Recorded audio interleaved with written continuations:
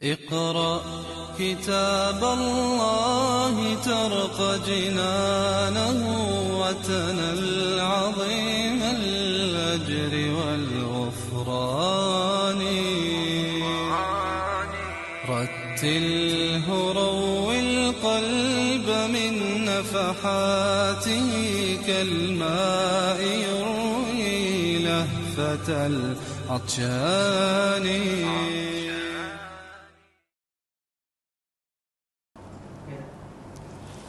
A'udzubillahi minasyaitonirrajim. Bismillahirrahmanirrahim. Alhamdulillahi rabbil alamin, nahmaduhu wa nasta'inu wa nastaghfiruh. Wa na'udzu billahi min syururi anfusina wa min sayyiati a'malina. Man yahdihillahu fala mudilla lahu wa man yudlil fala hadiya lahu.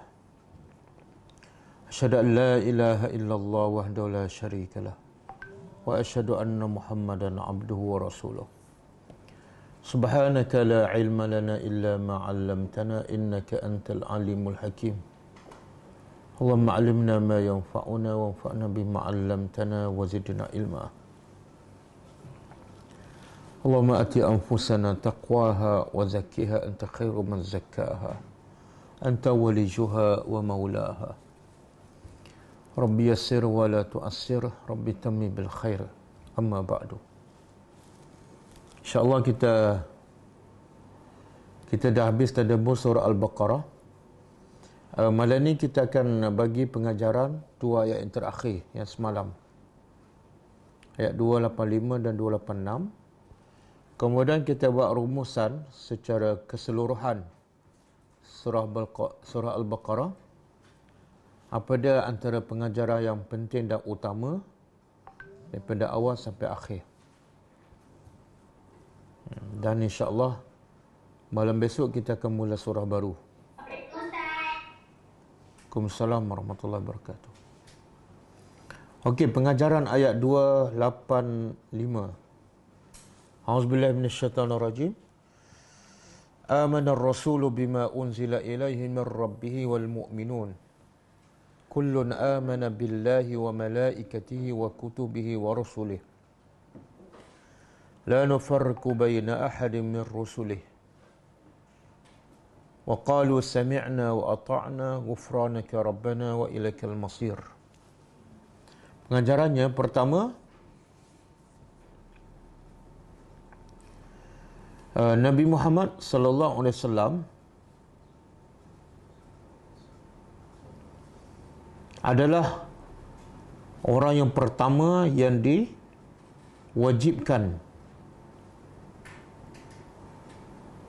beriman dengan apa yang diturunkan oleh Allah.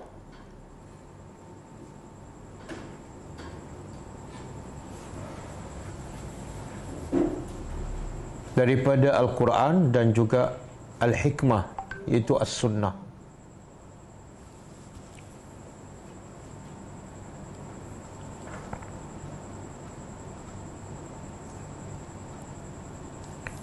Kerana baginda adalah contoh terbaik kepada semua umat manusia.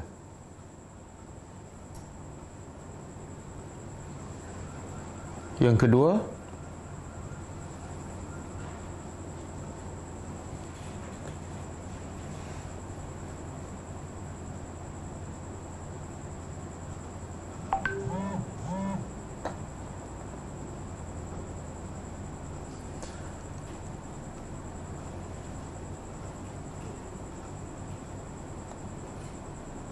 Allah berada di tempat yang tinggi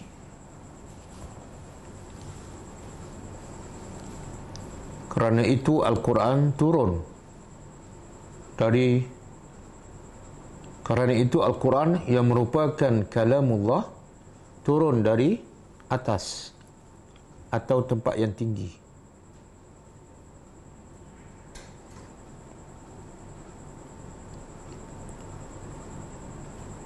Yang ketiga,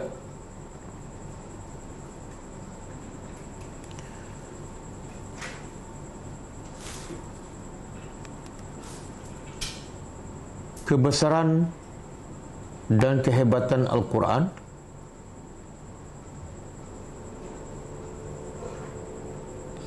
yang wajib dibaca dan difahami dan diamalkan, kerana ia datang daripada pencipta manusia dan semua makhluk.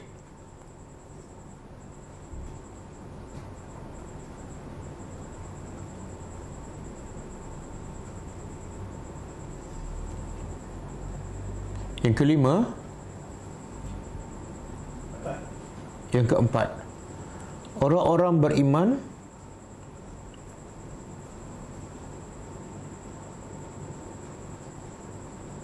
yang sebenar adalah mereka yang mengikut Rasul sallallahu alaihi wasallam.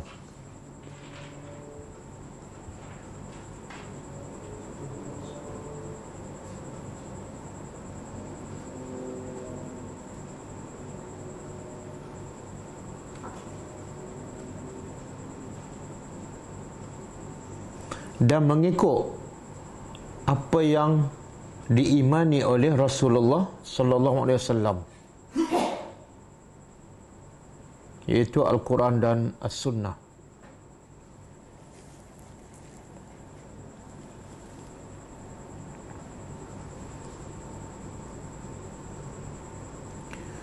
Yang kelima, sesiapa yang tidak mengikut Rasul dan mengikut Al-Quran dan Sunnah, mereka sebenarnya tidak beriman kepada Allah.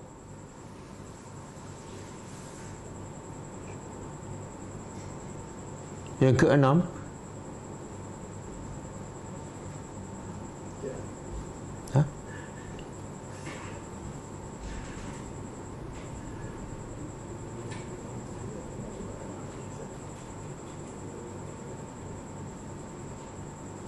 okey, dah. Yang keenam, semakin kuat iman seseorang, semakin kuat ikutannya kepada Rasulullah sallallahu alaihi wasallam.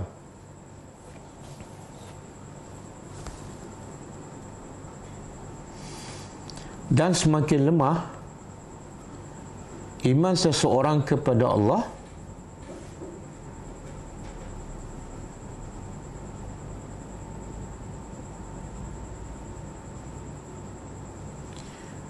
maka semakin longgar ikutannya kepada Rasulullah sallallahu alaihi wasallam.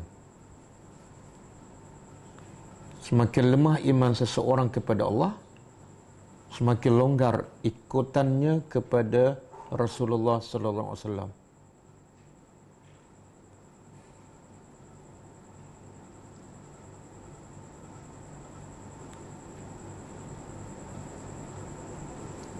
Yang ketujuh, sesiapa yang tidak mengikut sunnah Nabi sallallahu alaihi wasallam, sebenarnya mereka tidak beriman kepada Allah.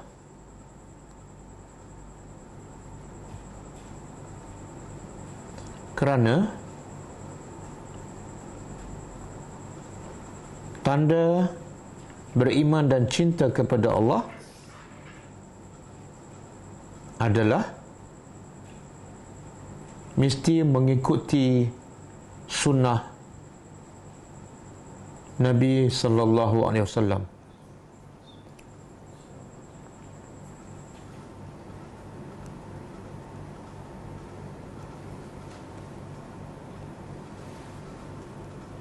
Yang ke-8,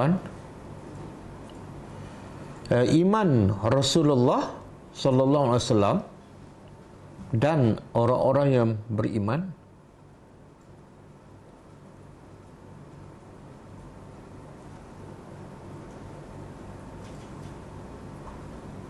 merangkumi semua rukun iman.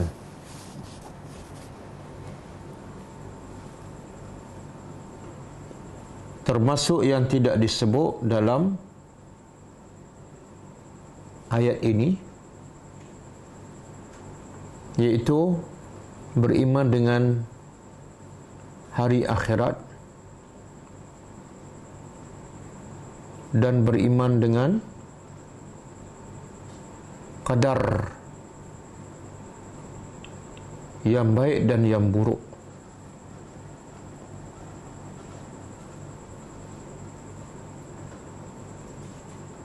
Yang ke-9,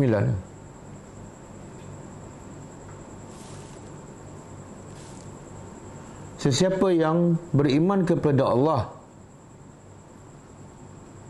tetapi tidak beriman dengan takdir Allah yang buruk, maka ia sebenarnya belum beriman kepada Allah.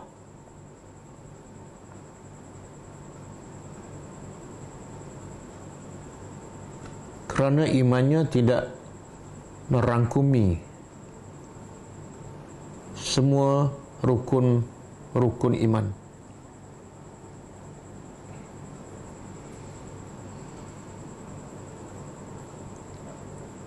Yang ke-9, 10. Yang ke-10.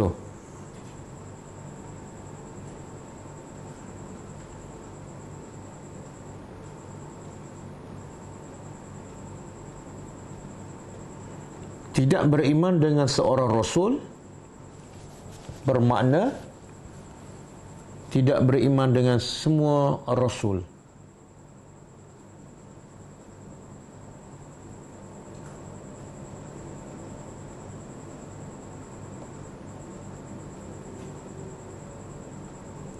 Yang ke-11, sifat utama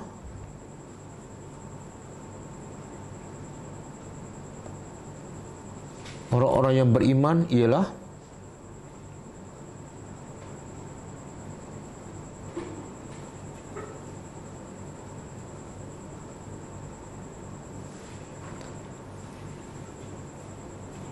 apabila mendengar setiap perintah Allah, dia terus mentaatinya.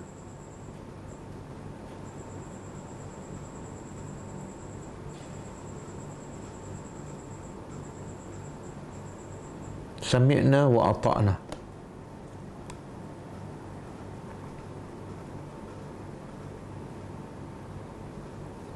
Yang ke-12, manusia dari segi mendengar dan taat terbagi kepada 3 golongan. Manusia dari segi mendengar dan taat terbagi kepada 3 golongan. Golongan pertama, tidak mendengar dan tidak taat.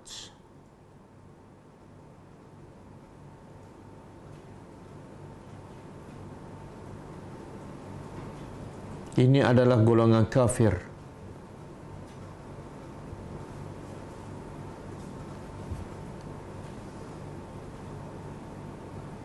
Golongan kedua, yang mendengar tetapi tidak taat.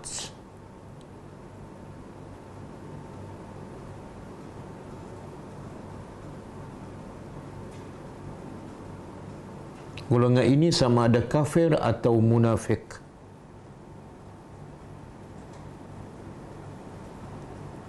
Golongan ketiga ialah yang mendengar dan taat.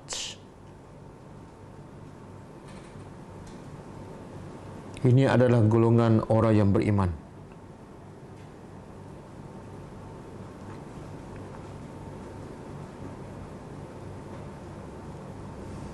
Yang ke-13. Orang beriman setelah mendengar dan taat kepada Allah, tetap memohon keampunan kepada Allah. Tetap memohon keampunan kepada Allah.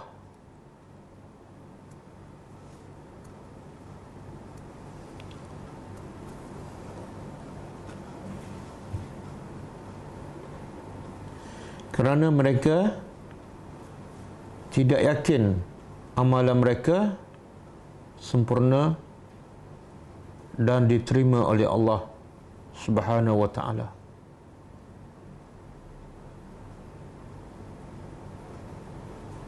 Yang ke-14, semua orang berhajat kepada keampunan Allah, termasuklah Rasulullah sallallahu alaihi wasallam.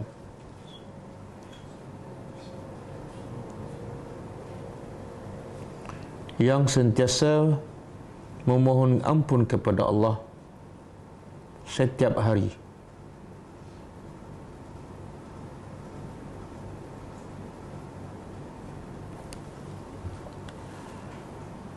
Yang ke-14, 15. Kadang-kadang orang yang berdosa dan bertaubat lebih baik daripada orang yang tidak berdosa dan akhirnya sombong dan merasakan dirinya lebih baik dari orang lain.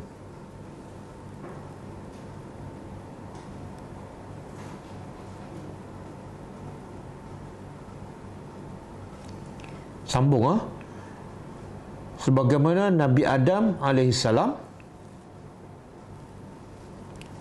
dipilih oleh Allah sebagai Nabi setelah beliau melakukan dosa. Dipilih sebagai Nabi setelah beliau melakukan dosa dan bertaubat kepada Allah Subhanahu wa ta'ala.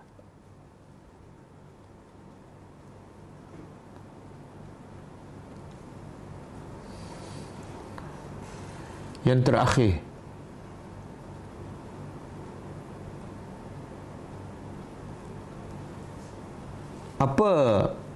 apa kedudukan manusia sekalipun, semuanya akan kembali hanya kepada Allah untuk dihisab dan diberi balasan di atas setiap amalannya.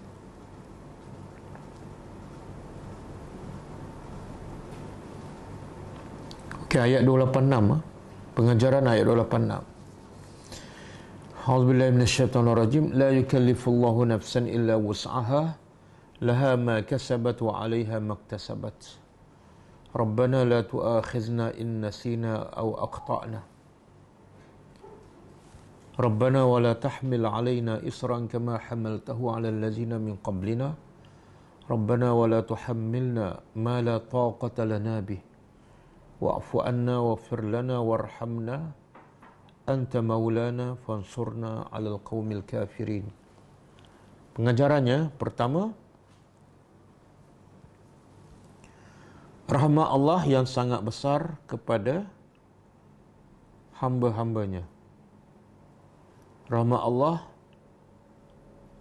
yang sangat besar kepada hamba-hambanya.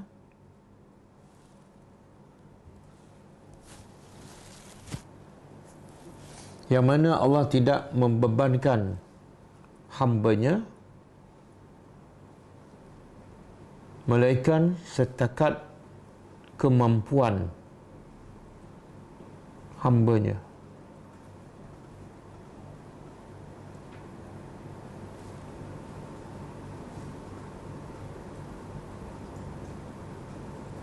Yang kedua,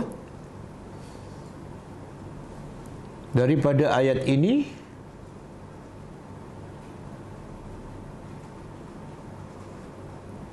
dikeluarkan satu kaedah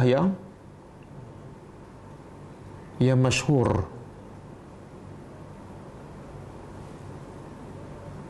iaitu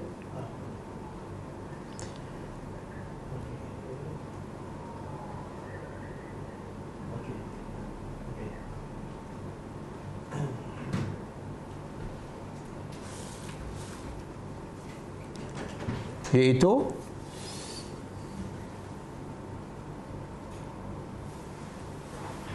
kewajipan akan gugur apabila ada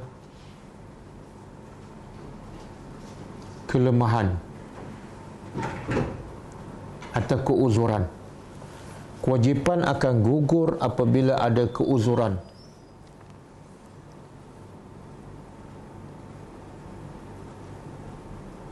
Dan tidak ada perkara yang haram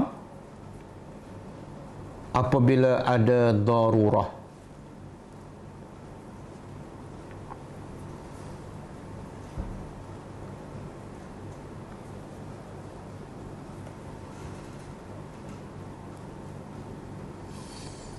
Ini penting yang kaedah ni. Kaedah ni sangat penting yang kalau kita faham, maka semua perintah Allah dan urusan agama menjadi mudah di mana saja kita berada dan apa keadaan sekalipun. Contoh, kalau tak boleh solat berdiri, solat duduk. Tak boleh solat duduk, solat baring. Tak boleh berwuduk, tayamum. Bila musafir, boleh berbuka puasa.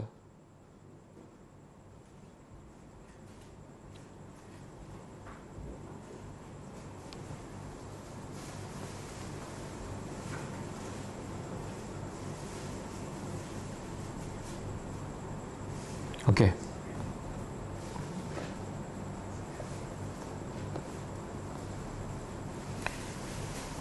Yang keberapa? Yang ketiga kan? Yang ketiga. Setiap orang tidak akan memikul dosa orang lain. Setiap orang tidak akan memikul dosa orang lain.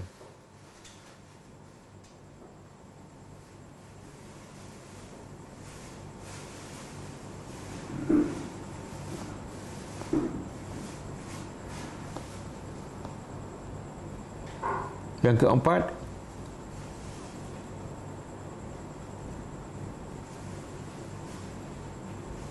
agama Islam adalah mudah. Dan Allah tidak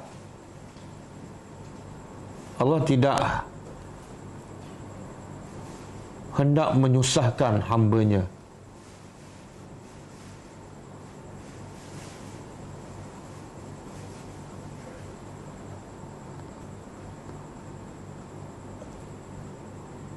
Dan Rasulullah SAW apabila diberi pilihan dua perkara yang halal, maka baginda akan memilih yang paling mudah.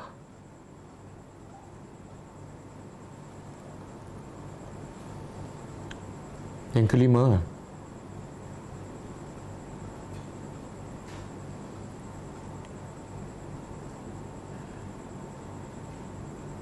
kemampuan manusia sangat terhad. Kemampuan manusia sangat terhad.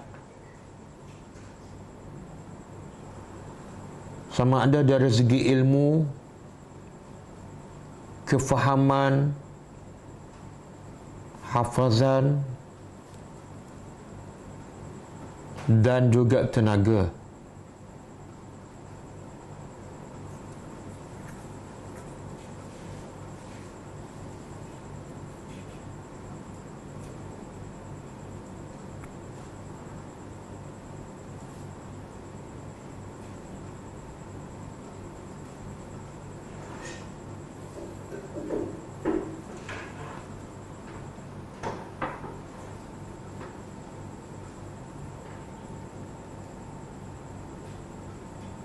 Dengan tujuan supaya manusia sentiasa bergantung kepada Allah. Dengan tujuan supaya manusia sentiasa bergantung kepada Allah.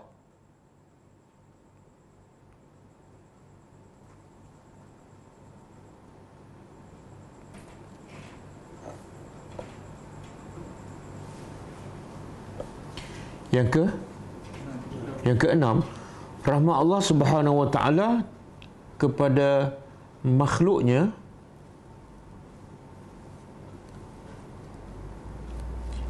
sehingga Allah mengajar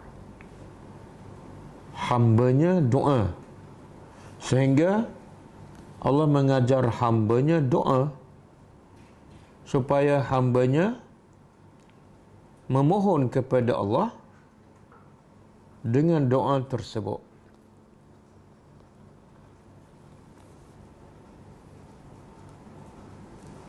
Yang ketujuh,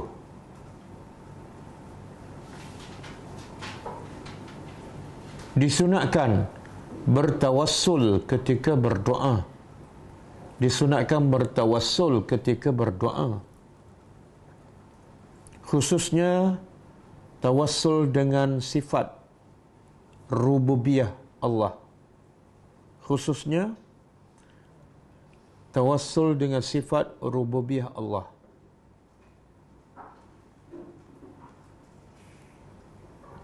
Iaitu memulakan doa dengan Rabbana atau Rabbi.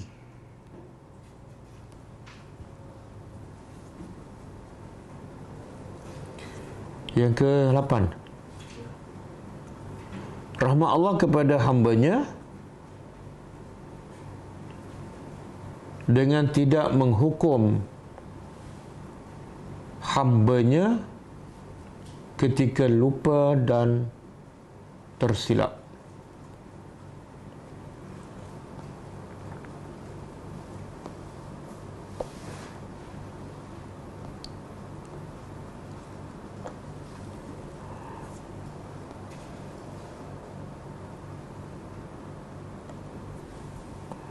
Yang ke-9, Allah menjadikan hambanya lupa dan tersilap supaya hambanya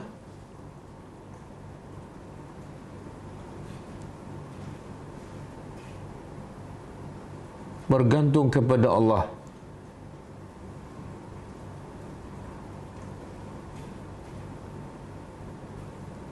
Khususnya ketika lupa dan tersilap.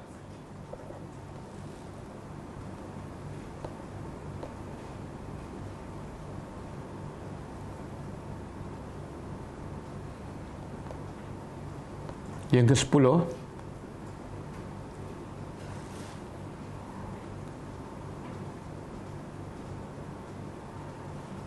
rahmat Allah kepada umat Nabi Muhammad sallallahu alaihi wasallam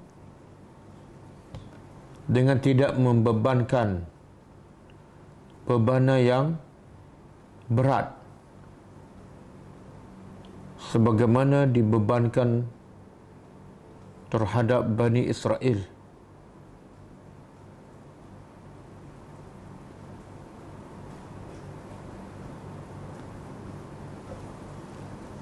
Yang mana mereka diwajibkan membunuh diri sendiri untuk bertaubat kepada Allah.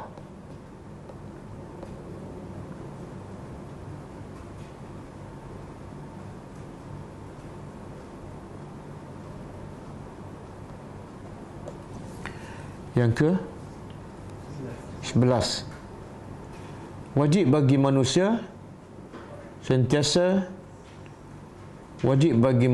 sentiasa memohon kepada Allah keampunan, al-afwa dan al-maghfirah. Semalam kita dah huraikan apa beza al-afwa dan al-maghfirah.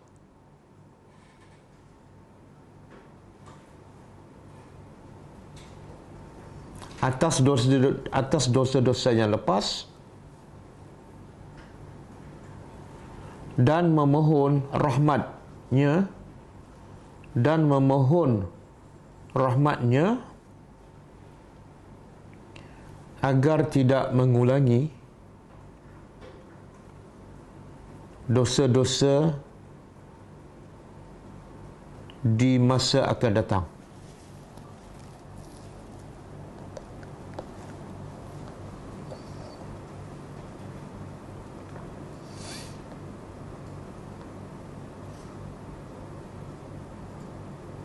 Yang kedua? Yang ke-12. Wajib ke atas setiap orang yang beriman sentiasa memohon kepada Allah agar Allah sentiasa memberi kemenangan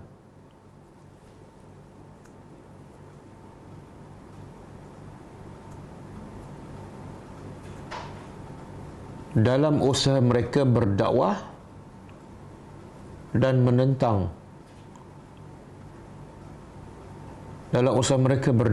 menentang orang-orang kafir. Okey, habis lah.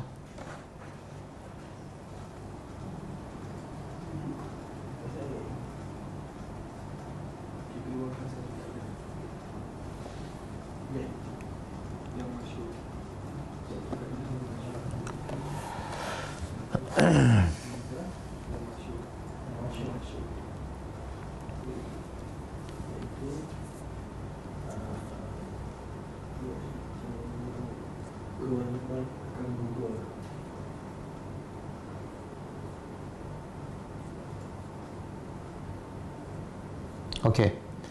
Sekarang kita nak rumuskan ataupun simpulkan pengajaran surah Al-Baqarah secara umum.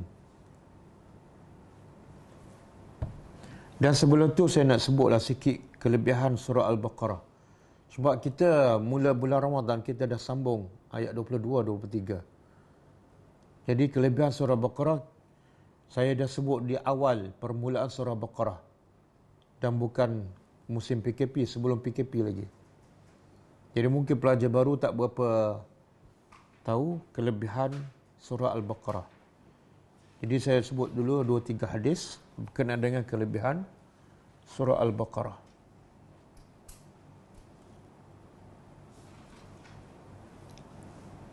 Okey, pertama,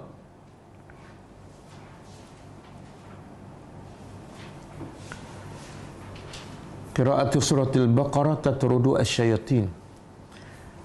Baca dan beramal dengan surah Baqarah boleh mengusir syaitan.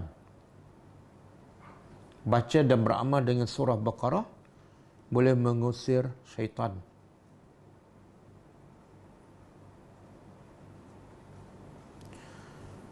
Dalilnya hadis sahih riwayat Muslim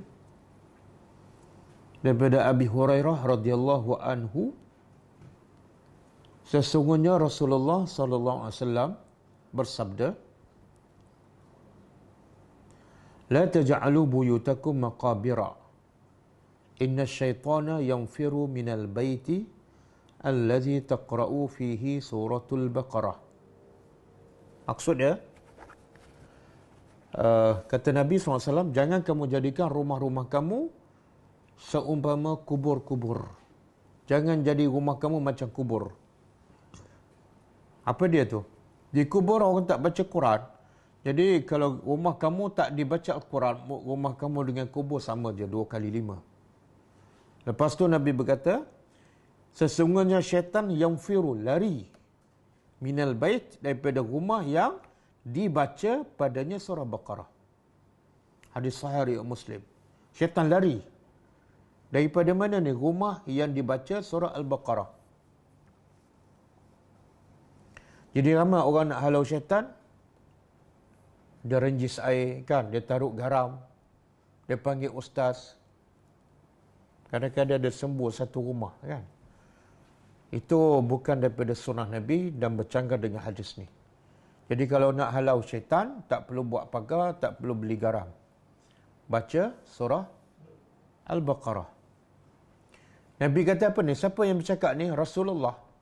Sadiqul Masduq. Manusia yang paling benar. Syaitan bukan setakat dia tak masuk, dia cabut lari. Jadi kalau ikut hadis ni mana? Baca kan? Nabi kata baca. Tapi adakah semata-mata baca syaitan lari? Tidak. Ulama kata baca dan faham dan amal. Apa dalil? Dalilnya Sayyidina Umar Ibn Khattab Nabi kata dalam satu hadis, Umar ni bila syaitan tahu Umar nak lalu jalan ni, syaitan akan lari dan ambil jalan lain. Kenapa syaitan lari daripada Umar? Sebab Umar baca? Bukan. Sebab Umar hafiz Al-Quran. Umar Al-Khattab, dia bukan hafiz Al-Quran. Dia bukan hafiz Al-Quran. Tapi syaitan lari padanya sebab dia beriman dan beramal dengan surah Baqarah. Jadi kalau setakat baca, tak faham, tak amal, ataupun pasang kaset kan, pasang CD je. Lepas tu tuan rumah hisap rokok.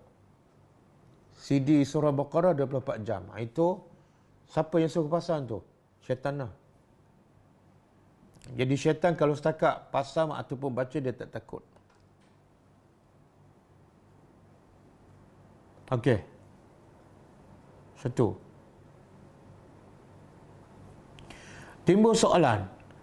Baca surah Baqarah di rumah kan? Nak baca berapa lama ni? Setiap hari baca surah Baqarah ataupun seminggu sekali? Ataupun seumur hidup sekali? Dia ulama mengatakan bergantung kepada kemampuan kita. Ada orang, saya tengok ada video tadi perempuan, dia baca setiap hari surah Baqarah. Setiap kali sebelum tidur, dia baca setiap hari sebelum tidur surah Baqarah lengkap. Dan dia kata kesannya sangat luar biasa. Agak-agak sempat habis tak sebelum tidur? Akhirnya bukan kita yang baca surah Baqarah, yang baca kita.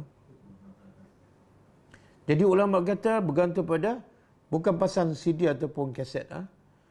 Kita baca hari ni, tak habis sambung besok. Tak habis sambung. Yang penting setiap hari ada kita baca surah Baqarah. Tapi jangan sampai sebulan nak habis surah Baqarah. Itu macam satu ayat satu hari. Kan? Okey. Yang kedua.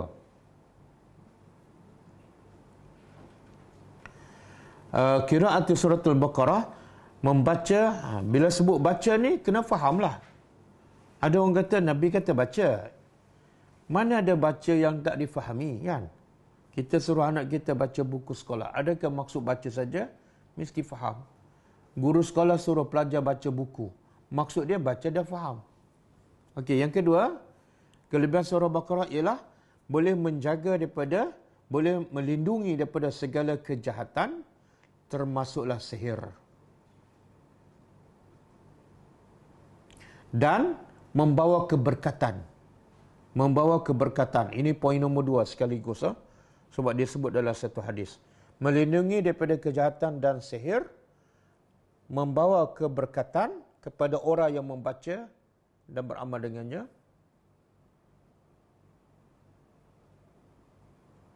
Dan dia tidak akan menyesal. Okey, dalilnya dalam hadis sahih juga riwayat Muslim, an Abi Umamah Al-Bahili radhiyallahu anhu, anna Rasulullah SAW qala, iqra'u al-Quran fa innahu ya'ti yawmal qiyamah syafi'an li ashabihi.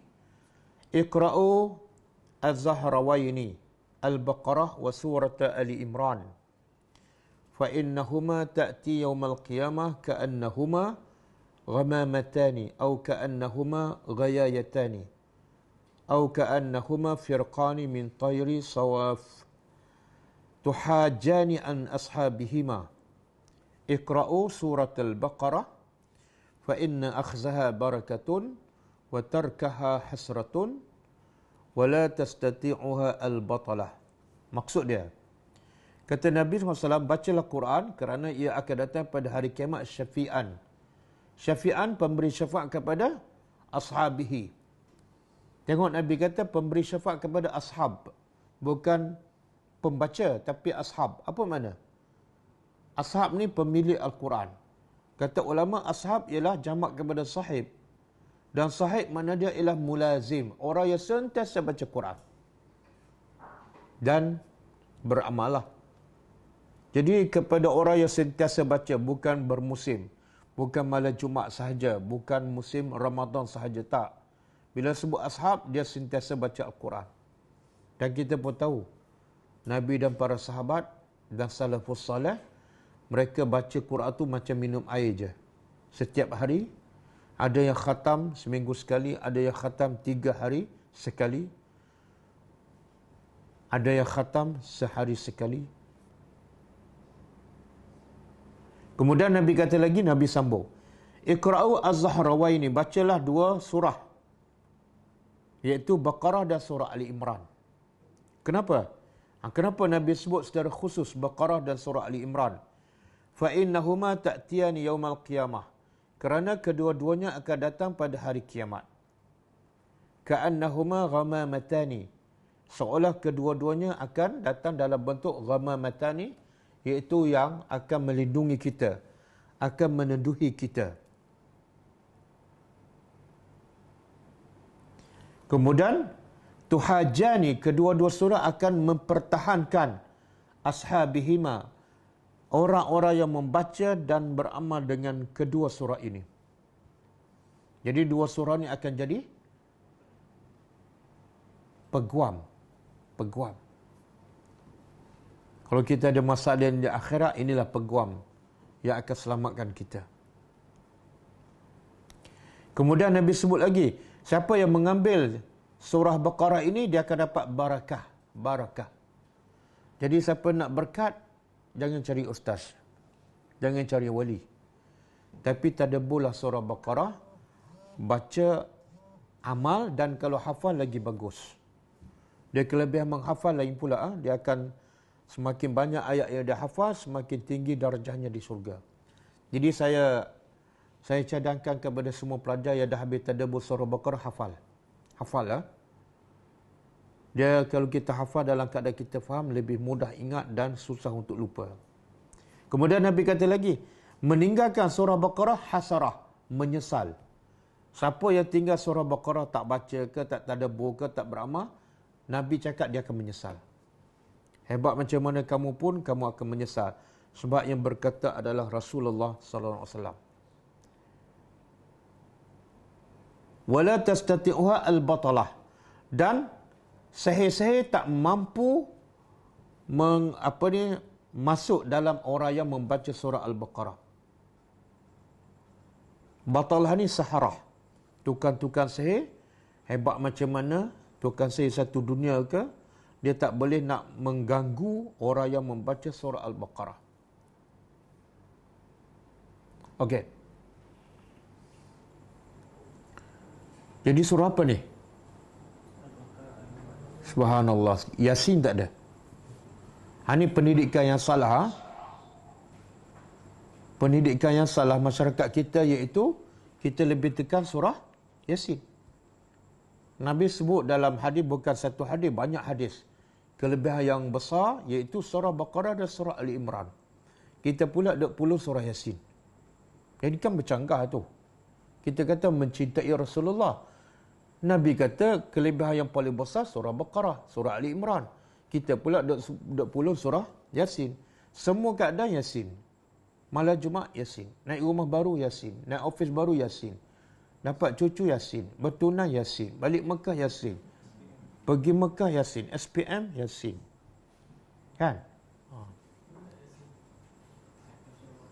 Dan untuk pengetahuan, hadis pasal kelebihan surah Yasin, semua ulama hadis, bukan Ustaz Muin cakap, semua ulama hadis mengatakan semua hadis dhaif yang berkenaan dengan kelebihan surah Yasin.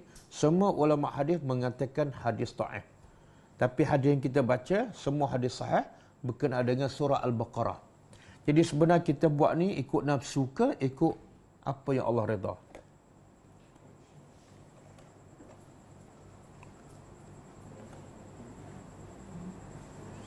Orang kata surah Baqarah panjang. Kita kalau gaji nak besar, rumah nak besar, kereta nak mewah, tapi pahala nak sikit je. Surah Baqarah ni panjang. Panjang lagi banyak pahala, dan kelebihan banyak berapa tadi? Kelebihan dia bukan satu tu. Dan semuanya sahih. Apa dia? Syaitan lari. Yang kedua, melindungi kita daripada sihir dan segala kejahatan. Yang ketiga, keberkatan hidup kita. Yang keempat, Kita tak akan menyesal di akhirat besok. Yang kelima, dia akan jadi peguam kita. Apa masalah? Surah Baqarah dan Al-Imran akan pertahankan kita.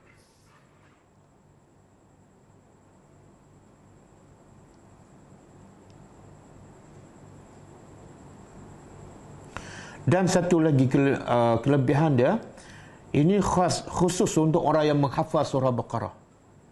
Yang menghafaz surah Baqarah, iaitu dia ada kedudukan yang istimewa.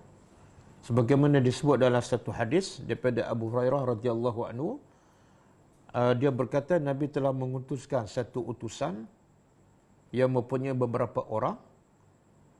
Maka Nabi suruh mereka semua ni baca apa yang kamu hafal. Jadi masing-masing baca, dan seorang tu dia kata aku hafaz surah Baqarah.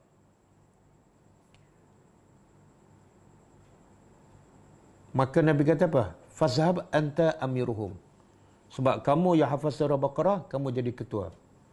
Hebat. Sebab apa? Kelebihan surah Al-Baqarah.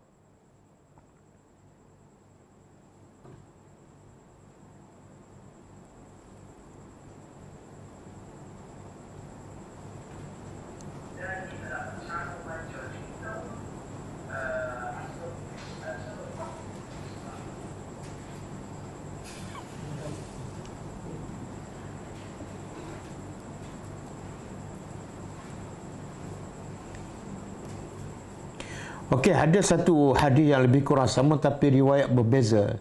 Saya nak sebut sikit je, iaitu hadis sahih Muslim juga. Yu'ta bil Quran yaumal qiyamah wa ahlihi allazina kanu ya'maluna bihi.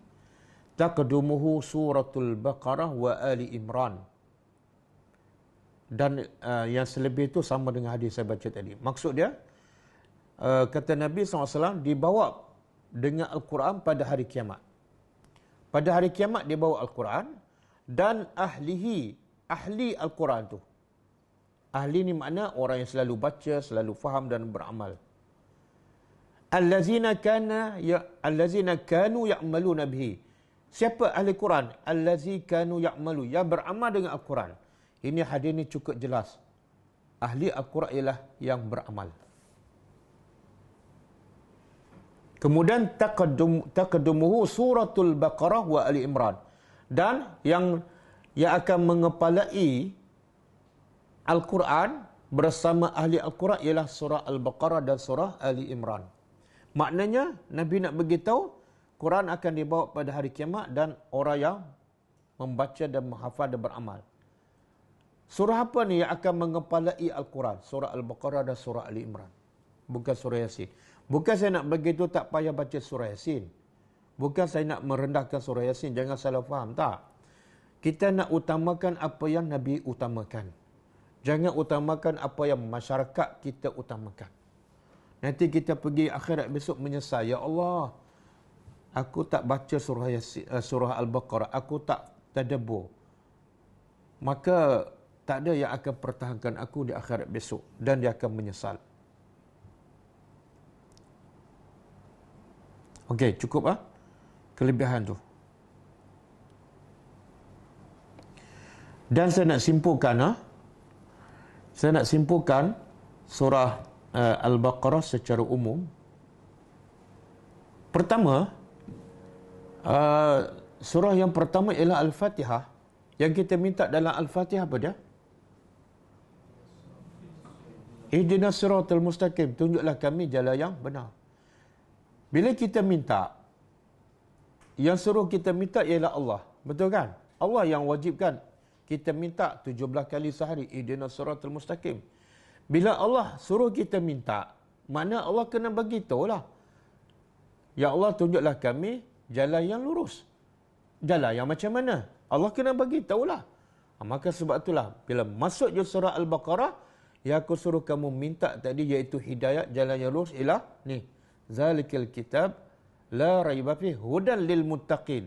Hidayah yang aku suruh kamu minta ni ada dalam Quran. Kitab ini yang sikit pun tidak ada keraguan. Dan dia adalah hudan lil muttaqin. Jadi yang bila kamu minta ihdinas siratal mustaqim, kalau betul kamu faham, kalau betul kamu nak, kamu kena tadabbur Al-Quran. Sebab hidayat tu ialah dalam satu Al-Quran. Maka sebab itulah, benda yang paling penting, paling asas sekali dalam surah Al-Baqarah ialah Allah nak bagi tahu inilah manhaj kehidupan orang yang bertakwa. Yang kamu minta, inilah dalam surah Al-Baqarah.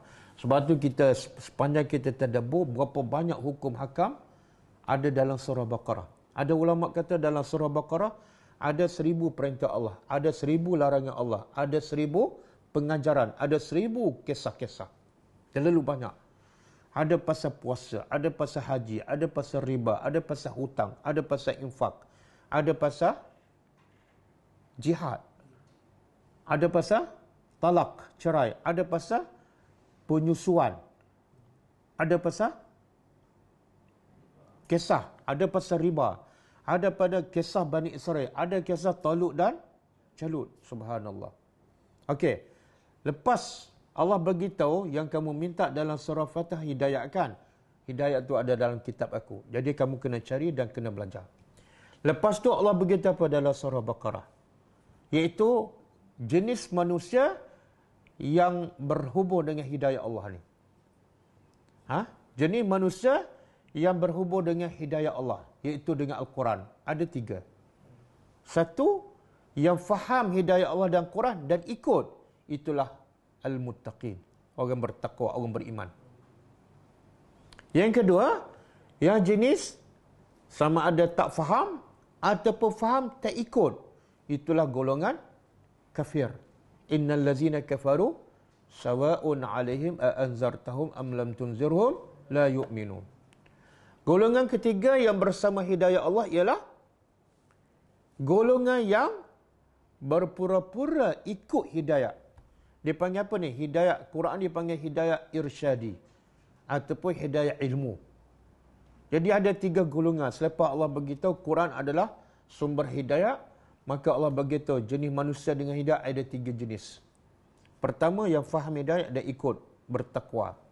Yang kedua, yang tak faham ataupun faham tapi tak ikut, kafir. Yang ketiga, faham dan pura-pura ikut, munafik. Dan yang paling bahaya daripada 3 golongan ialah yang paling bahaya sekali, munafik. Sebab tu Allah sebut dalam surah Al-Munafikun, Allah kata apa?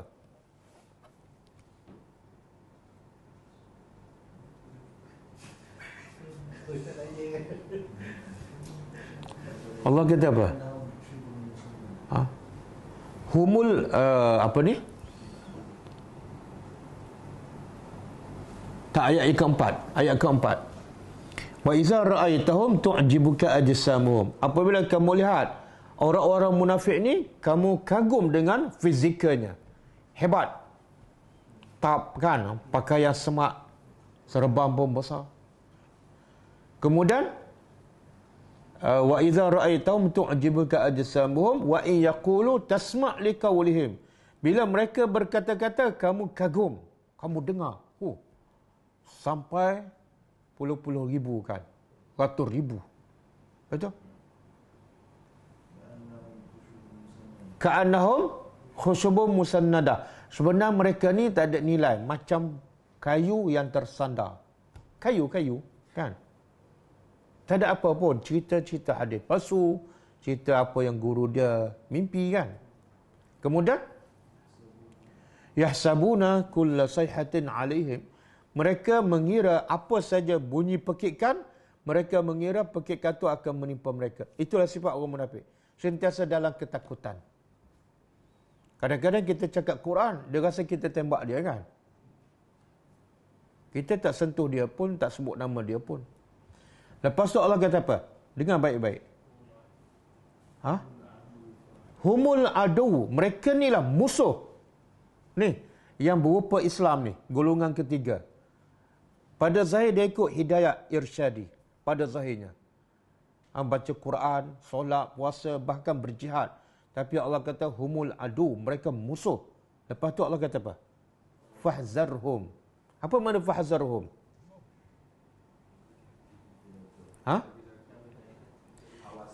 Kalau kita perasan dalam surah Baqarah, Allah suruh kita perangi siapa? Orang kafir kan? Qatilul ladzi qatilu fi sabilillah allazina yuqatilunakum. Perangilah pada jalan Allah orang yang memerangi kamu kan? Itu orang kafir. Tapi kenapa orang munafik yang lagi jahat daripada orang kafir, Allah tak kata perangi. Allah kata fahzarhum. Berjaga-jaga dengan mereka. Allah tak kata perangi. Sedangkan mereka paling jahat. Faham tak? Kenapa? Tak boleh perangi sebab rupa dia Islam. Yang kamu boleh apa dia? Berhati-hati. Cuba bayangkan berapa banyak kita berhati-hati dengan golongan yang musuh dalam selimut. Betul tak? Kita duk tembak siapa ni? Orang kafir yang jelas, yang clear. Allah kata apa? Berhati-hati dengan puak-puak ni. Dan banyak ayat Allah kata apa? Iza ja'akal munafiqun. Orang munafik tak jauh datang jumpa engkau. Ara'aital ladzi yukazzibu biddin. Kamu nampak depan mata dia. Berhati-hati. Boleh? Jadi bila kita tadabbur, dan Allah begitu di awal surah Baqarah lagi, yang berkaitan dengan hidayah Allah ada 3 jenis ni. Orang bertakwa, yang faham hidayah Allah dan ikut. Yang kedua, yang tak faham ataupun faham tapi tolak secara total, orang kafir. Ini jelas clear. Yang ketiga ni, musuh dan berhati-hati sebab tak nampak. Dia dah daripada dalam. Okey. Itu yang pertama. Yang kedua, Allah sebut golongan yang dapat hidayah irsyadi, tapi akhirnya menentang. Menentang, sekejap dia ikut, sekejap dia menentang. Macam orang munafik. Siapa contoh yang Allah bagi ni? Dalam surah Baqarah. Bani Israel. Kita perasan tak ayat terbaik dalam Al-Quran ayat apa dia? Ayat yang terbaik, yang paling agung dalam satu Al-Quran. Ayat kursi. Dan dia juga adalah ayat yang terbaik dalam surah Baqarah, ayat kursi, betul tak? Dan antara ayat terbaik juga ialah 2 ayat terakhir yang kita baru tadabbur. Yang Nabi kata siapa baca sebelum tidur akan menjauhkannya daripada gangguan syaitan. Ayat kursi, ayat yang la yukallifullahu nafsan. Dan cerita Bani Israel dengan lembu ni, berapa ayat je? 12-13 ayat je. Surah Baqarah 280 ayat. Ayat yang terbaik, ayat kursi. Tiba-tiba dinamakan surah Al-Baqarah. Sepatut surah Al-Kursi lah. Kan? Cerita ayat pasal hutang paling panjang kan? Pasal haji, pasal puasa. Yang cerita pasal Bani Israel dengan lembu ni sikit je, tapi surah ni dinamakan surah Al-Baqarah. Kenapa? Apa hikmah? Apa dia? Kisah Talut dan Jalut pun ada kan? Tu Bani Israel juga tu. Bani Israel juga. Tapi tak dinamakan surah Talut ataupun surah Jalut.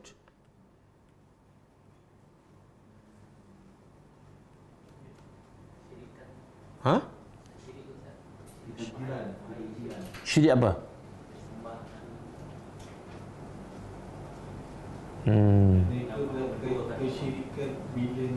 Tapi isu dia yang kisah Bani Israel dengan lembu ni, dia bukan betul lah dia sembah anak lembu yang dia buat daripada emas kan. Tapi yang kisah surah Baqarah sampai nama surah Baqarah, itu kisah apa? Kan ada Bani Israel yang kaya tapi tak ada anak. Bapa pun tak ada. Dia ada anak saudara.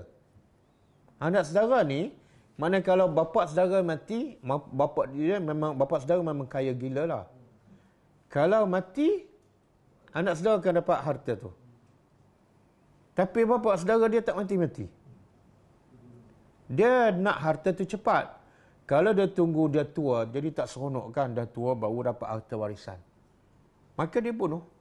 Dia bunuh pakcik dia, kemudian dia ambil mayat pakcik dia, letak di kumpulan Bani Israel yang lain. Akhirnya tuduh-menuduh, dan akhirnya mereka kata kenapa kita nak tuduh menuduh dan sampai tahap nak membunuh.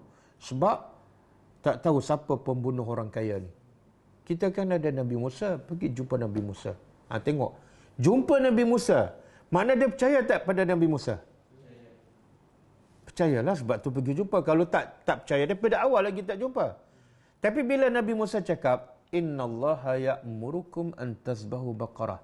Sesungguhnya Allah suruh kamu sembelih lembu.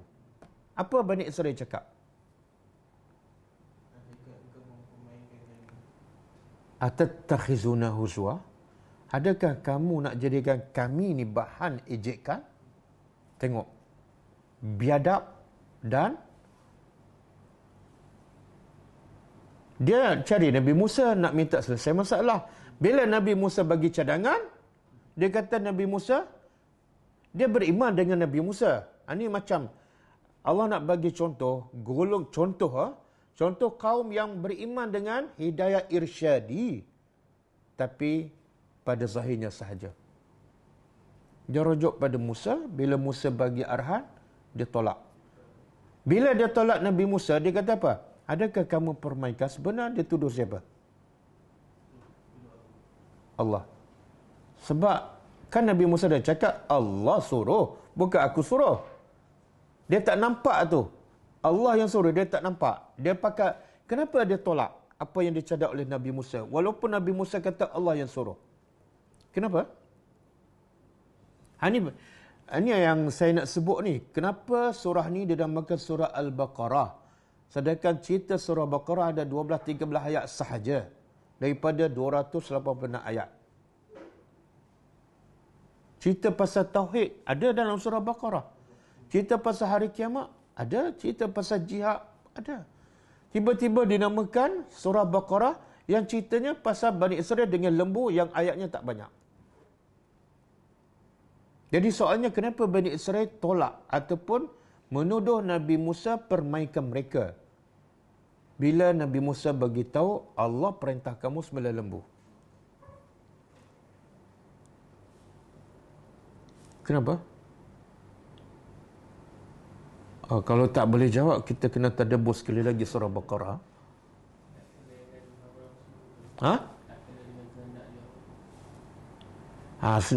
Satu, tak kena dengan hawa nafsu dia. Yang kedua, dia ukur perintah Allah mengikut logik akal. Logik akal apa dia? Dia nak cari apa? Pembunuh. Allah suruh apa? Sembelih? Masuk akal tak? Ini penyakit paling besar. Iaitu manusia mengukur hukum Allah mengikut logik akal. Bila tak masuk akal, dia tolak. Ini penyakit paling besar. Sebab tu surah ini dinamakan surah Baqarah.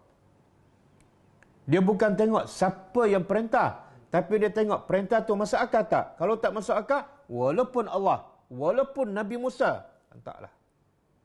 Banyak tak berlaku sekarang. Kenapa tak pakai tudung?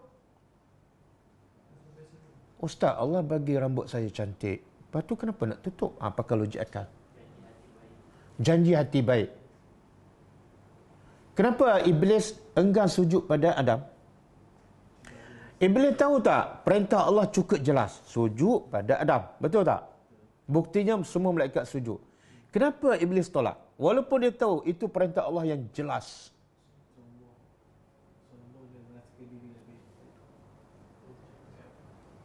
Dia fikir perintah Allah tak masuk akal. Apa yang tak masuk akal?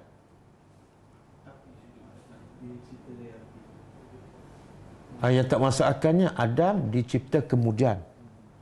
Dia dicipta dah lama dah. Dan dia pun beribadat pada Allah dah lama. Lepas tu dia kata dia cipta daripada api kan. Api lebih... habis. Kafir terus. Nampak tak? Tapi Iblis mengaku tak Allah tu Tuhan dia? Mengaku. Dia mengaku tak Allah tu hebat? Ya. Dia kata, fabi'izzatika. Dengan kebesaran engkau, aku minta panjangkan umur aku untuk menyesatkan hamba engkau. Dia guna nama fabi'izzatika. Dengan kehebatan engkau, panjangkan umur aku untuk menyesatkan hamba engkau. Tengok perangannya ada di mana-mana dan kepada semua kaum. Sebab tu surah Allah nak fokus, Allah namakan surah ni, surah Baqarah nak begitu, penyakit paling bahaya dan banyak merosakkan manusia ialah bila manusia menilai hukum Allah berdasarkan logik akal. Bukan dia tengok Allah yang perintah, tapi dia tengok perintah tu masuk akal ke tak, sesuai tak dengan nafsu, habis. Maka bila dia ukur perintah Allah berdasarkan nafsu dan logik akal, dia akan menghina Allah dan menghina Nabi. Betul tak? Samalah orang yang ambil sunnah Nabi, dia tambah. Dia pakai logik akal tu. Betul tak? Dia kata apa? Rasa macam sikit je. Pakai logik akal. Dia tak fikir tu yang Nabi buat adalah daripada Allah. Dia tak fikir tu. Salah ke saya nak tambah? Bila sebut salah tu pakai logik akal. Okey. Masa kita dah habis. Tapi rumusan belum habis. Saya rasalah kena sambung satu malam lagi ya. Kita sambung satu malam lagi besok.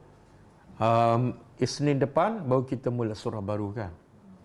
Sebab kalau malam besok surah baru, mula surah baru, lepas tu cuti pula 2 malam. Lepas tu malam ketiga baru sambung balik kan. Lupa balik dah yang kita mula malam pertama tu. Boleh? Ada satu artikel dia keluarkan 150 pengajaran surah Baqarah daripada awal sampai akhir. Saya baru sebut 2-3 baru. Biar dia ada 147 lagi. Tak betul? Betul. Sebab itulah ada dia mengatakan Abdullah bin Umar tadabbur surah Baqarah 8 tahun. 8 tahun. Sebab itulah mereka ni hebat. Bila dapat Quran memang hebat. Jadi manusia yang luar biasa. Sebab mereka betul-betul tadabbur, mereka betul-betul amal. Dan saya dengar Syekh yang saya selalu dengar ceramah dia, Syekh Adham Al-Asimi daripada Suria. Dia tadabbur surah Baqarah ni 9 tahun. Kita 5 bulan. Siapa yang hebat?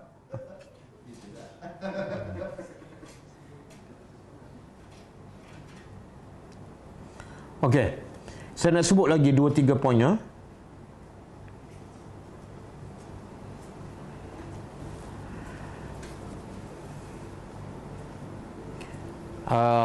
Yang tadi saya sebut secara umum, sekarang saya nak sebut. Satu, Quran adalah kitab hidayat.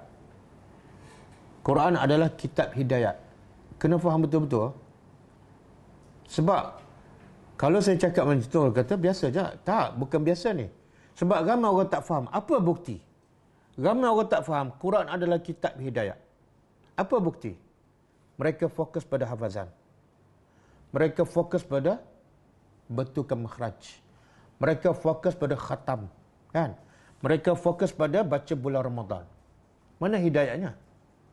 Bila kita faham Quran adalah kitab hidayat, macam Waze lah. Kita pergi mana-mana, kita berkata pada Waze. Apa kita buat dengan Waze tu?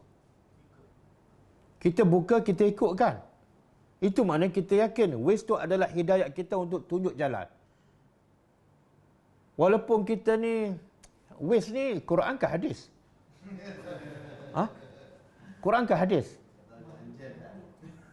Tapi kita ikut tak? Kadang-kadang yang bercakap tu perempuan. Kadang-kadang yang bercakap budak kan? Kanan. Right, left. Semua ikut.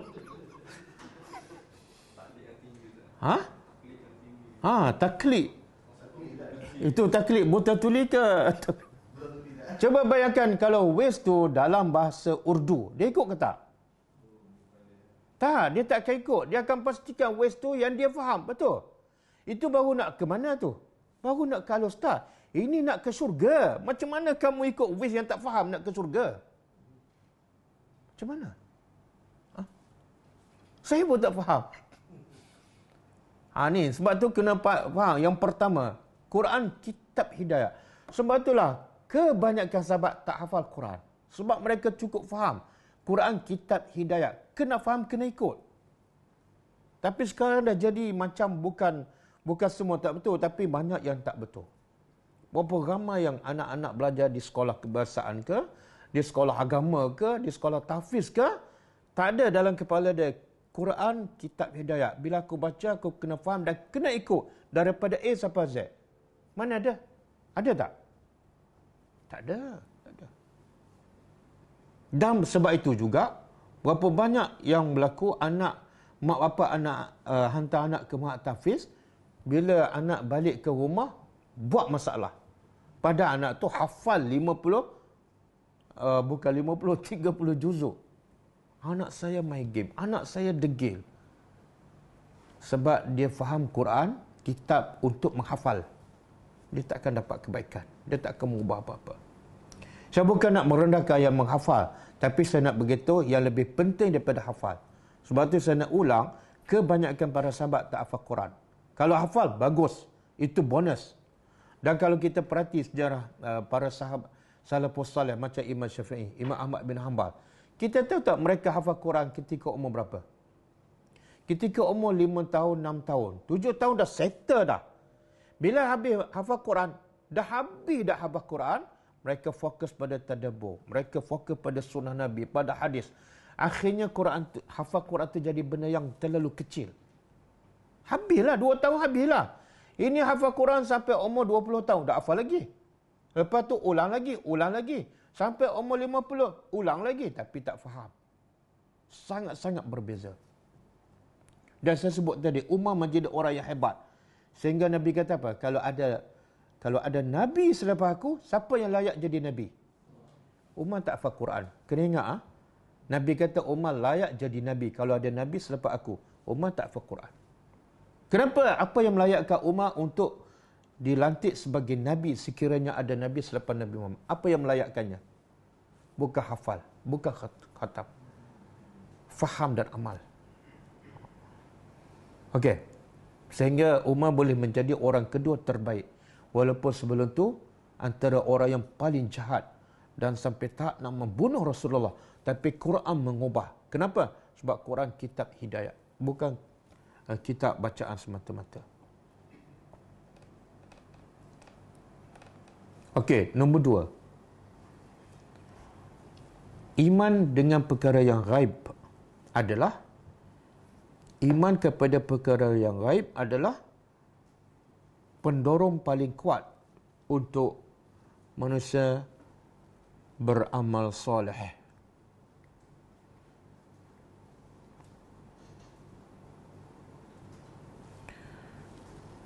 Dan cara paling bermanfaat untuk mengelakkan daripada melakukan dosa.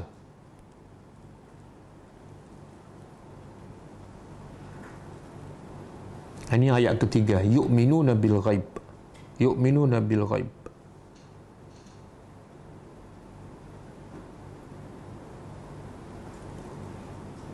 Yang ketiga, yakin dengan hari akhirat. Tadi nombor 2 dengan benda ghaib. Benda ghaib ni umum. Dosa, pahala, syurga, Allah, malaikat. Yang ketiga, khusus, iaitu yakin dengan hari akhirat.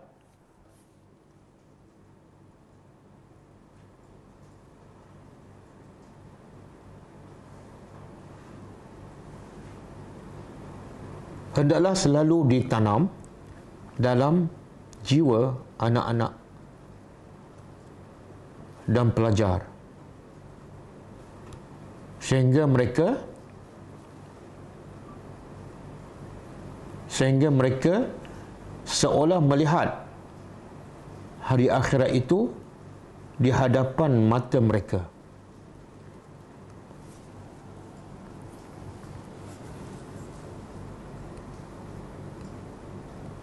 Ini ayat keempat. Wa bil akhirati hum yuqinun. Dengan hari akhirat mereka yakin. Yakin sampai tahap apa ni? Macam akhirat depan mata dia. Yang kita biasa dengarkan, saya pun selalu sebut kisah anak penjual susu kan. Kenapa dia tak campur? Sebab akhirat dia rasa depan mata dia. Penggembala kambing kan, yang umat test tu. Kenapa dia tak nak jual kambing tu dah ambil duitnya? Sebab dia yakin akhirat tu depan mata dia. Okey, yang keempat. Anggota badan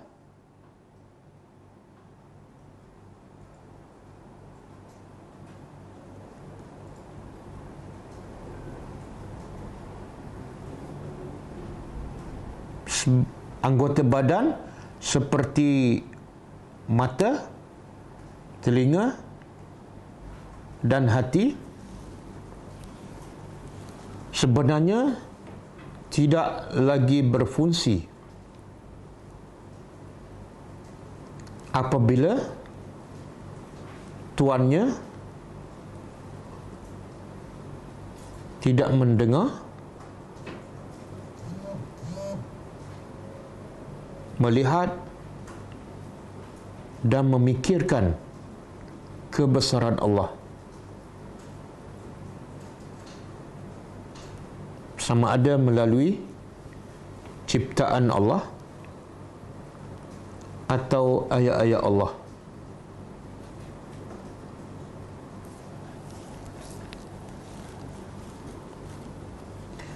Ini ayat ke-7 surah Baqarah. Setiap poin dia bagi ayat dia. Allah kata apa? Khatamallahu ala qulubihim wa ala sam'ihim wa ala absarihim ghishawah wa lahum azabun azim. Apa makna ni? Allah dah tutup hati mereka, telinga mereka dan makna apa ni? Allah nak beritahu apa ni? Kamu nampak mata terang tapi sebenarnya tak berfungsi. Nampak telinga dengar macam-macam, sebenarnya tak berfungsi. Nampak hati ni nampak cerdik tapi tak faham Quran, sebenarnya tak berfungsi. Kalau penyakit kenciman ni orang buat apa ni? Oh, potong buang dah. Kan? Tapi dia potong kaki kan, telinga dia tu lebih teruk daripada kaki. Okey, yang kelima. Yang kelima, wajib berjaga-jaga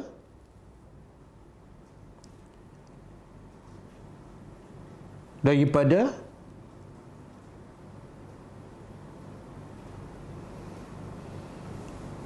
orang-orang yang bersifat munafik.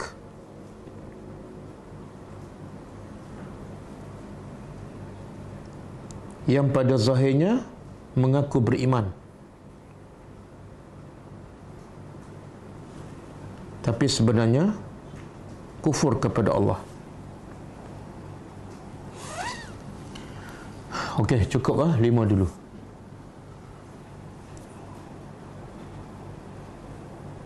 Ada 145 lagi. Saya tak akan baca semualah, tapi rasanya penting ni. Sebab kalau kita baca poin-poin ni, lagi mantap kefahaman kita terhadap surah Al-Baqarah. Jadi insya-Allah kita sambung malam besok. Wallahu a'lam. Kita baca buku ni. Dosa-dosa yang dianggap biasa.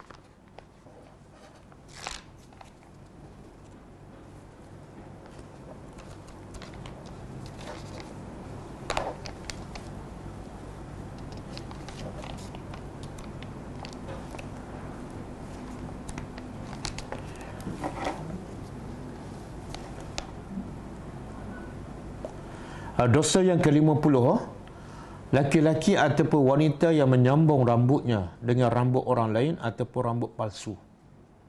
Ini dosa yang dianggap biasa. Ramai ni, sama ada lelaki ataupun perempuan. Dan termasuklah yang tua kan, yang kepala dah botak, dia letak rambut palsu. Kata penulis Hafizahullah, Asma binti Abu Bakar berkata bahawa seorang wanita datang kepada Nabi SAW. Wanita itu berkata, "Wahai Rasulullah, sesungguhnya saya mempunyai anak perempuan yang pernah terserat campak sehingga rambutnya rontok." Rontok gugur? Oh, bagus sama orang Singapura tapi tahu bahasa Indonesia.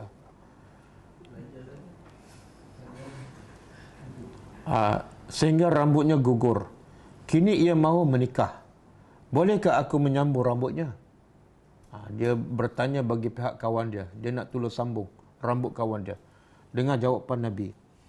Sabda Nabi SAW, "La'anallah al-wasilata wal-mustawsilah." Maksud dia, Allah melaknat perempuan yang menyambung rambut dan yang meminta disambungkan rambutnya. Dua-dua kena laknat. Dia laknat ni, bila sebut laknat adalah dosa besar dan jauh daripada rahmat Allah. Kenapa? Kenapa sampai dosa besar sampai kena laknat? Sebab dia mengubah ciptaan Allah. Bila mengubah ciptaan Allah, seolah dia tak reda dengan apa yang Allah takdirkan. Itu dosa besar. Dan daripada Jabir bin Abdullah radhiyallahu anhu, ia berkata, Zajara an-Nabi SAW an tasila al-mar'atu bi ra'siha syai'an. Nabi SAW melarang wanita menyambur rambut kepalanya dengan sesuatu apapun. Termasuk dalam hal ini adalah mengenakan sanggul. Kadang-kadang letak sanggul palsu kan. Tinggi macam bongak unta kan.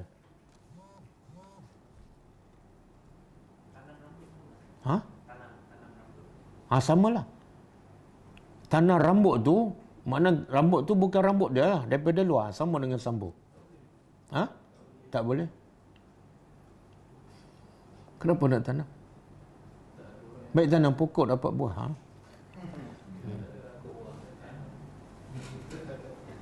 Dia tak boleh.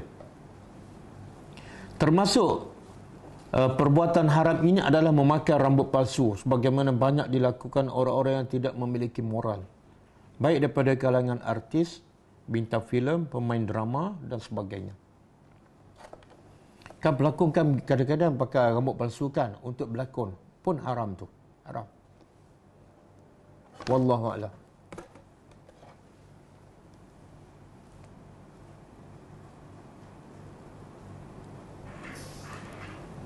Kita tengok soalan.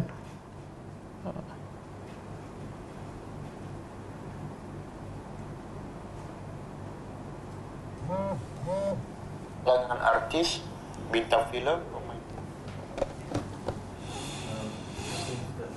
Assalamualaikum.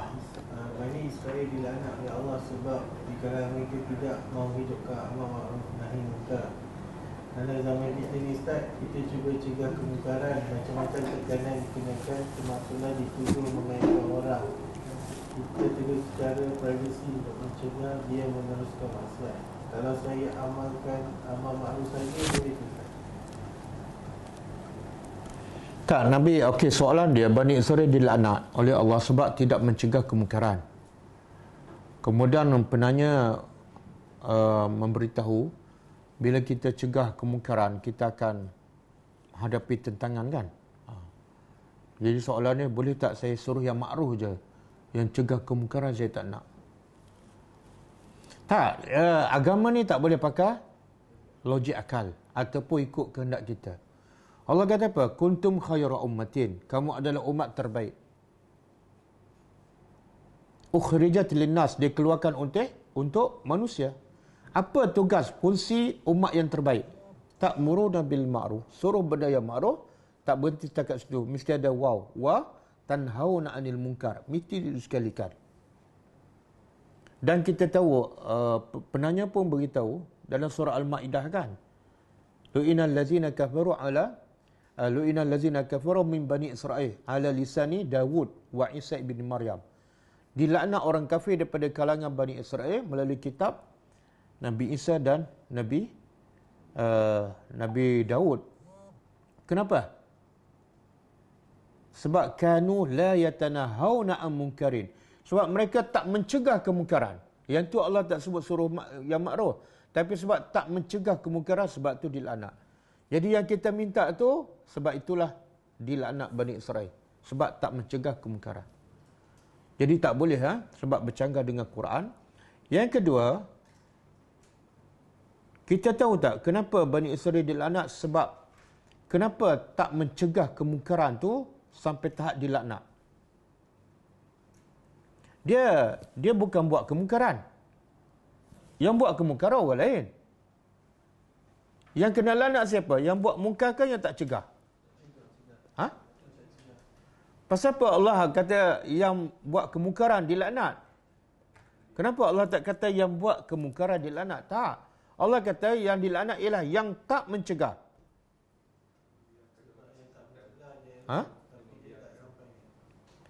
Sebab yang buat kemungkaran mungkin dia jahil, mungkin tak ada ilmu, mungkin dimaafkan. Apa dia sebab? Sebab kedua, tahu tak kenapa kemungkaran berlaku? Sebab tidak ada pencegahan. Kemudian kemungkaran bukan setakat berlaku, dia akan semakin merebak-merebak. Kenapa? Sebab kamu tak cegah. Jadi semua kemungkaran, satu berlaku, yang kedua merebak sebab tidak ada pencegahan. Sebab tu kamu dilaknat. Boleh? Jadi permintaan soalan penanya tu bahaya tu. Buat aja. Dia soal bila kita cegah kemungkaran, orang tak suka. Kalau nak cegah kemungkaran dan nak suruh orang suka, orang puji, saya tak tahulah nak cegah kemungkaran yang apa ni. Sebab bila kita cegah kemungkaran, semua orang tak suka kan. Kadang-kadang kita sendiri, jangan orang. Kita buat kemungkaran, orang tegur, kita suka tak? Kita buang masa, orang kata, kenapa buang masa ni? Kelas tadabbur dah ikut 5 tahun. Kita suka tak? Aku bukan selalu post kali ni je. Kamu tiap hari kan? Kita tak suka. Jadi, kena betulkan mindset kita. Bila cegah kemungkaran, memang orang tak akan suka. Dan tujuan kita cegah bukan nak suruh orang puji. Bukan nak suruh orang suka. Tapi nak lepas tanggungjawab kita di hadapan Allah Subhanahu Wa Taala. Kan Bani Israel yang cegah kumpulan yang tangkap ikan kan? Dia yang kisah tangkap ikan hari Sabtu ada terbagi pada 3 kumpulan. Satu yang tangkap ikan, langgar perintah Allah. Yang kedua yang melarang, yang mencegah. Yang ketiga golongan wait and see. Tunggu dan lihat. Okey. Bila kumpulan yang mencegah ni, mencegah yang melanggar, kumpulan yang tak mencegah dan tak melanggar, dia kata apa kepada kumpulan yang mencegah? Kenapa kamu dok menyebut mencegah dia orang ni? Kan Allah dah janji kalau mereka langgar perintah Allah, Allah akan turunkan azab. Tunggu je Allah turunkan azab. Okay, yang kamu sibuk dok cegah buat apa?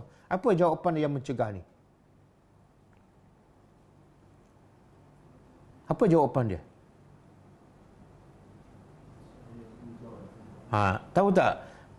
Tahu tak kenapa tak boleh jawab? Sebab jawapan tu duduk dalam surah yang kita belum tadabbur. Sebab apa?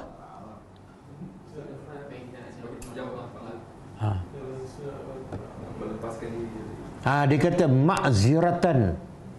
Aku cegah ni sebab ma'ziratan supaya aku ada alasan bila depan dengan Allah. Kalau Allah tanya kamu dah cegah dah? Ma'ziratan. Satu. Yang kedua, moga-moga dengan aku mencegah mereka terima. Moga-moga. Kalau mereka tak nak terima, aku dapat jawab di hadapan Allah. Boleh faham? Jadi jangan takut orang tak suka, tapi takutlah tak boleh jawab di hadapan Allah Subhanahu Wa Taala. Kadang-kadang anak kita buat kemungkaran. Ini surah Baqarah Allah sebut ni. Yang mensembunyikan ilmu kan. Kita dah belajar tadabbur, tapi anak kita buat kemungkaran dalam rumah, depan mata kita tak tegur. Jangan takut pada anak, jangan takut pada suami, tapi takutlah tak boleh jawab di hadapan Allah Subhanahu Wa Taala. Okey. Soalan seterusnya.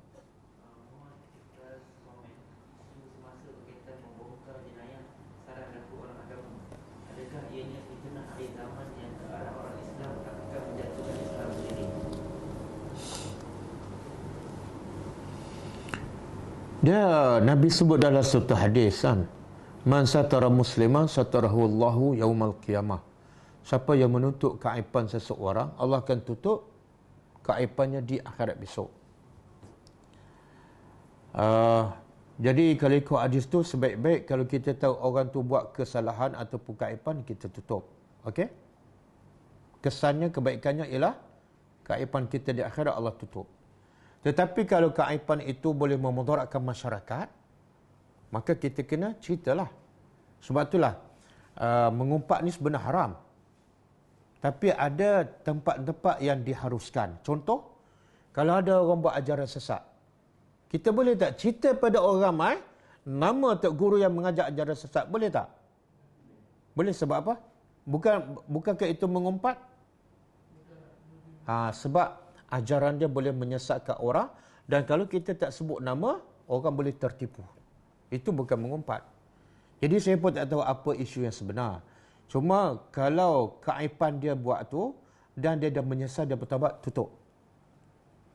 Tapi kalau keaiban dia tu masih diteruskan dan boleh memudaratkan orang lain pula, maka mungkin ada kebaikan kita bongkarkan supaya orang lain tidak tertipu. Cuma mungkin ada satu lagi kita bersangka baiklah, semoga dia dah bertaubat kan. Kita tutup dan kita serah pada pihak berkuasa. Wallahu a'lam.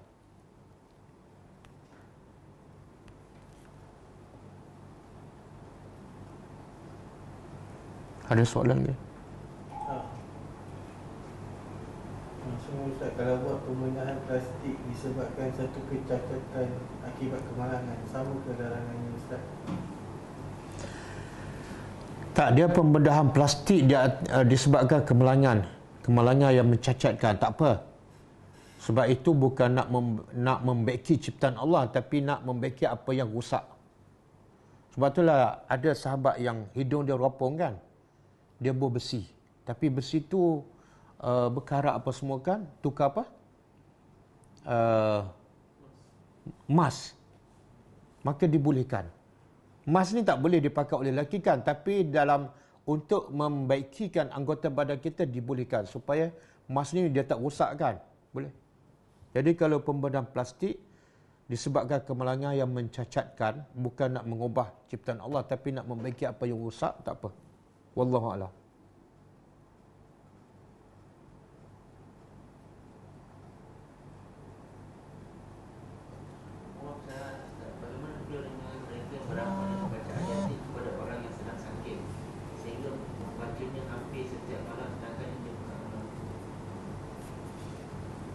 Soalan dia, bagaimana orang yang beramal membaca surah Yasin setiap malam kepada orang yang sakit? Soalannya apa? Amalan tu? Tak betul lah. Bukan sunnah Nabi lah. Bukan sunnah Nabi. Inilah yang tujuan kita tadabbur ialah nak ikut apa? Zalikal kitab la raiba fi. Nak ikut hidayah irsyadi yang daripada Al-Quran dan daripada sunnah. Bila kita tadabbur, kita masih beramal dengan amalan yang bukan daripada sunnah Nabi, kita bukan orang beriman yang sebenar. Amanar rasulu bima unzila ilahi wal mu'minun. Siapa yang beriman yang sebenar? Yang beriman dengan Rasul, yang beriman dengan Quran dan hadis. Jadi amalan baca Yasin setiap malam untuk orang sakit ke apakah, bukan amalan Nabi. Cuba kita fikir, zaman Nabi tak ada tak orang sakit? Ada tak orang sakit? Lagi teruk, cedera parah dalam peperangan. Mereka berperang hampir setiap bulan. Ada yang potong kaki, ada satu badan ni cedera sampai 80. Tapi ada tak Nabi baca Yasin? Tak ada. Dan Nabi ajar kita bila ada sakit ke apa ke cedera, usaha untuk rawat dengan doktor. Kemudian baca doa syifakan daripada Quran ataupun daripada hadis. Kemudian berdoa pada Allah. Yang akan menyembuhkan siapa? Allah. Betul tak? Cuba fikir dari segi logik. Kadang-kadang kena fikir juga dari segi logik. Yang menyembuhkan penyakit siapa? Allah. Bila kita yakin Allah yang akan menyembuhkan, maka aturannya, kalau nak sembuh, ikut cara Allah, jangan ikut cara kita. Betul tak? Kecuali kamu yakin Yasin tu boleh menyembuhkan. Kalau kamu sendiri yakin Allah menyembuhkan, kena ikut cara Allah. Cara Allah apa dia? Yang Allah tunjuk melalui Rasul. Sakit macam mana pun ikut cara Rasul lah. Okey. Nabi Ayub sakit lama tak? Nabi Ayub baca apa? Surah Yasin. Ustaz, mana ada surah Yasin masa tu? Tapi Nabi Ayub baca apa? Saya nak bagi tahu, ada Allah sebut dalam Quran, Nabi Ayub ni sakit sampai 18 tahun. Apa dia baca? Ringkas dia. Dia mengadu pada Allah, wahai Tuhan, aku ditimpa kemudaratan. Wa anta arhamur rahimin. Dan engkau adalah yang paling penyayang. Dia tak minta sembuh. Faham tak? Ayat tu sebenarnya dia nak Allah sembuhkan. Tapi dia tak cakap terus terang. Dia tak kata, ishfi, sembuhkan aku, tak. Dia hanya mengadu, ya Allah, aku ditimpa mudarat. Allah dah tahu tak? Tahu. Dan tak kata sembuh, tak. Engkau adalah paling penyayang. Sebab dia tahu, dengan Allah bagi penyakit itu sebenarnya tanda Allah sayang pada dia. Kan? Jadi kalau betul nak sembuh, penyakit mak bapak kita kan, saudara mara kita, tak adalah seteruk penyakit Nabi Ayub. Tak adalah selama penyakit Nabi Ayub. Tapi Nabi Ayub baca doa yang ringkas sahaja. Mengadu pada Allah, dekat pada Allah, banyakkan zikir kan. Banyak tadabbur Al-Quran. Semoga Allah sembuhkan. Wallahu a'lam. Rasulullah jika diberi pilihan dua perkara yang halal, baginda memilih yang mudah. Ada contoh tak Ustaz? Contoh. Contoh belum datang lah. Tengok malam besok. Ada contoh tak?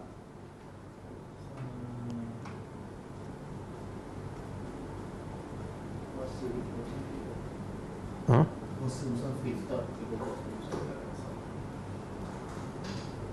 Solat dia Solat masa? gabung malam hujan, dia boleh gabung solat. Dia jamak. Masa hujan. Tak, masa hujan tu Nabi jamak solat, tapi itu bukan menunjukkan Nabi pilih yang lebih mudah. Sebab Nabi bukan buat selalu. Cuma Nabi nak begitu benda tu harus. Kalau hujan walaupun tak musafir boleh jamak. Nabi nak begitu benda tu harus. Lepas tu Nabi tak buat. Nabi bukan buat selalu. Okey, nanti saya bagi contoh besok insya-Allah. Tak datang malam ni. Ustaz, ayat 285 dan 286 ni boleh tak dibaca selepas solat sebagai daripada zikir? Macam mana? Solat, ayat 285 dan 286 Al-Baqarah ni boleh tak dibaca selepas solat sebagai daripada zikir? Tak ada. Yang dalam buku maksurat, dua ayat akhir surah Baqarah disebut untuk dibaca waktu zikir pagi dan petang. Tapi itu bukan hadis sahih. Bukan hadis sahih. Yang sahihnya dibaca sebelum tidur. Sebelum tidur. Ustaz, sekiranya kita memaafkan kesalahan orang tapi di hati merasa biar kesalahan itu dibalas oleh Allah, bolehkah kita bersikap seperti itu? Soalan dia, kita dah maafkan orang tapi hati kita berkata biarlah Allah balas dia. Awak ni nak maafkan, nak balas dendam. Biar betul lah. Dia kalau kita dah maafkan, maknanya kita kena berfikiran positif, bersangka baik pada dia. Lepas kita maafkan, semoga Allah bagi kebaikan padanya. Jangan Allah bagi keburukan. Bila hati kita kata semoga Allah bagi keburukan, hati kita tak bersih lah. Dan kita maaf pun tak ikhlas. Wallahu a'lam.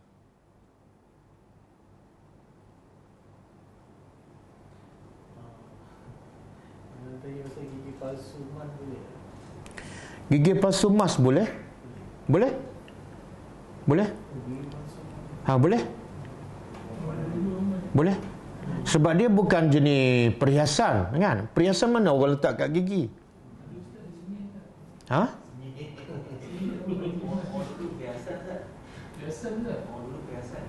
Orang dulu tu bila? Zaman bila tu? Tak boleh pakai gigi emas. Boleh. Tapi bila kawan tu mati, buka dan jual lah. Sebab dia emas ni lebih tahan.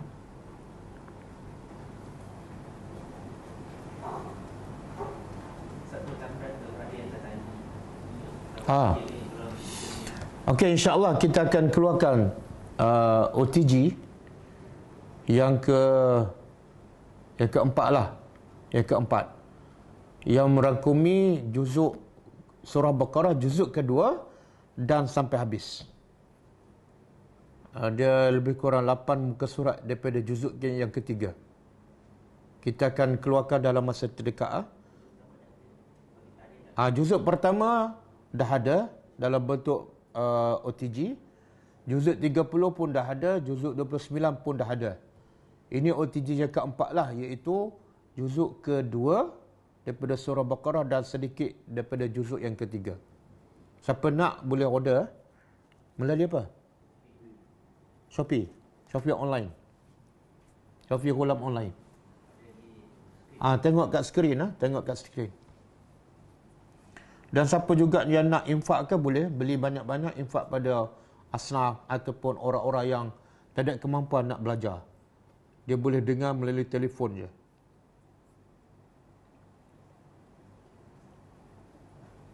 Dah. Okey. Cukup setakat ni, kita jumpa lagi malam besok insya-Allah. Kita tutup dengan membaca tasbih kafarah. Subhanakallahumma wa bihamdika asyhadu an la ilaha illa anta astaghfiruka wa atubu ilaik. Assalamualaikum warahmatullahi wabarakatuh.